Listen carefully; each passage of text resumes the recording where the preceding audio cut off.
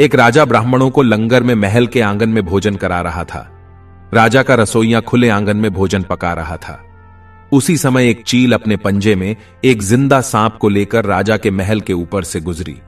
तब पंजों में दबे सांप ने अपनी आत्मरक्षा में चील से बचने के लिए अपने फन से जहर निकाला। तब रसोइया जो लंगर ब्राह्मणों के लिए पका रहा था, उस लंगर में सांप के मुख से निकली जहर की कुछ बूंदें खाने में गिर गईं। किसी को कुछ पता नहीं चला। फलस्वरूप वह ब्राह्मण जो भोजन करने आए थे, उन सबकी जहरीला खाना खाते ही मौत हो गई। अब जब राजा को सारे ब्राह्मणों की मृत्यु का पता चला तो ब्रह्म हत्या होने से उसे बहुत दुख हुआ। ऐसे में अब ऊपर बैठे यमराज के लिए भी यह फैसला लेना मुश्किल हो गया कि इस पाप कर्म का फल किसके खाते में जाएगा। राजा, जिसको पता ही नहीं था कि खाना जहरीला हो गया है, या रसोइया, जिसको पता ही नहीं था कि खाना बनाते समय वह जहरीला हो गया है, या वह चील जो जहरीला सांप लिए राजा के ऊपर से गुजरी, या वह सांप जिसने अपनी आत्मरक्षा में जहर निकाला। बहुत दिनों तक यह मामला यमराज की फाइल में अटका रहा। फिर कुछ समय बाद कुछ ब्राह्मण राजा से मिलने उस राज्य में आए और उन्होंने किसी महिला से महल का रास्ता पूछा।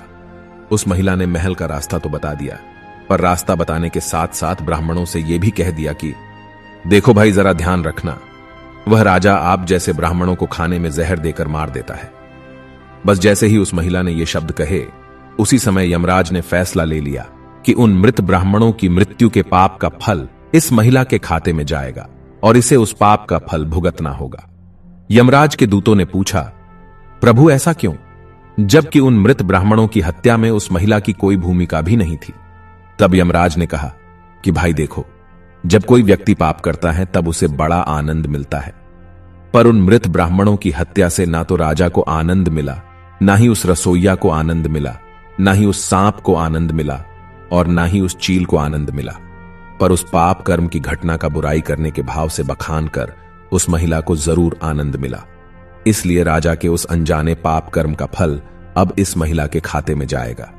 बस इसी घटना के तहत आज तक जब भी कोई व्यक्ति जब किसी दूसरे के पाप कर्म का बखान बुरे भाव से बुराई करता है, तब उस व्यक्ति के पापों का हिस्सा उस बुराई करने वाले के खाते में भी डाल दिया जाता है। अक्सर हम जीवन में सोचते हैं कि हमने जीवन में ऐसा कोई पाप नहीं किया, फिर भी हमारे जीवन में इतना कष्ट क्यों आया।